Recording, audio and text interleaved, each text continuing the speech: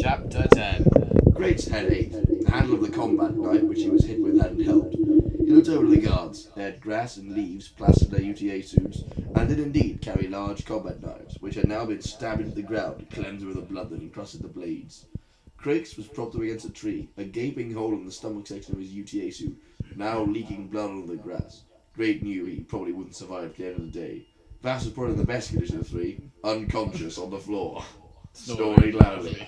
Bastard, thought Great. I even have laryngitis in my mind. So why are you here? Asked what Great assumed was the commander of the jungle guard. We're part of our special forces unit.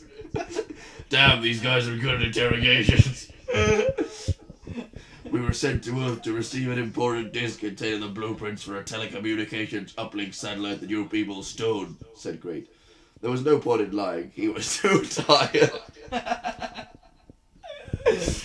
These are the worst special forces. Why would we want such an item? Snorted the commander. You tell me, you stole it. The commander walked over to Great and punched him in the side of the face. A large bruise appeared suddenly in his skin, the helmet having been once again previously removed. We did nothing of the sort, he said, now walking to the other two men. He barked. Some orders at them, and they ran off through the dense jungle, barely visible, still well-made and efficient camouflage. Now we got talk like civilized people. Sounds like Sylvester Stallone. Maybe it is. Guest starring Sylvester Stallone. Asked the commander to Great. Alright, first give some medical attention to my comrades over there, he said, pointing with his arm, as opposed to his knee. Or his hand. Where do you think I have sent my men? Asked the commander, nodding towards the jungle. Great said nothing. Now what was on that disc? Asked the commander. There were blueprints to a comm satellite, as I said before. And what is a communications? What is a communication satellite? You should know you're the people who keep destroying them. Very good, Altran. I'm glad you told me your name earlier when we weren't really doing much. I'm very drunk. But explain to me what you use these satellite dishes for, and why the president of Kinetica Industries has his own army to defend them. Communications, presumably.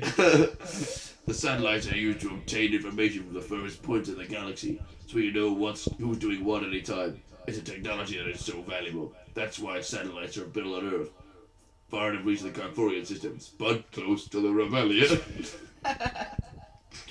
They go on in secret, but your fellow soldiers revolted because of the poor work conditions that the laborers often suffered building them.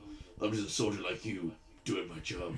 Yes, Alpha, we're all soldiers, but like common criminals, you will have to be taught a lesson. The commander walked over to his knife and wrenched it from the ground. He then walked back to Great and pressed it against his neck. The knife, that is. You will be executed along with your men, and my soldiers are not coming back to heal your comrades. I apologize, telling you otherwise.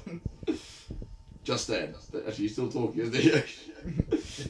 Just then, Vass cracked open the back of the commander's head with a large rock and kicked the body forward to avoid slitting Great's neck open. What the...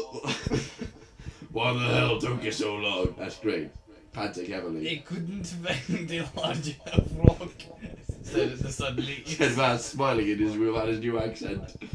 Guys! Cried Great, pulling out his hand. Oh no, said Vass under his breath. They both remembered where Crix lay, and kneeling down, they reassured him. it's going to be okay. Okay, Crix, I'm gonna take your UTA suit, said Great, holding the sides of the metal. Oh dear! Oh, you! Vass and Great both managed to get the suit off, fending off Crix's sexual advances as they did so. And Great parted the torn blood and soaked overalls. You know, I think my penis is injured as well. Vass Vass, you see that med leaf plant over there? The one with the white one with the red crosses on it. It's a very creatively named med leaf. That's all right. Yeah, I see it. Just pull it out by the roots. Vass ran quickly off into the dense jungle while Great pressed his hand over the wound, collecting the blood flow into his vest tin. Shit, how big was the blade? Asked Grant. Oh, it was this big, whispered Crix. Vass, have you got that plant yet? Yeah, I'm just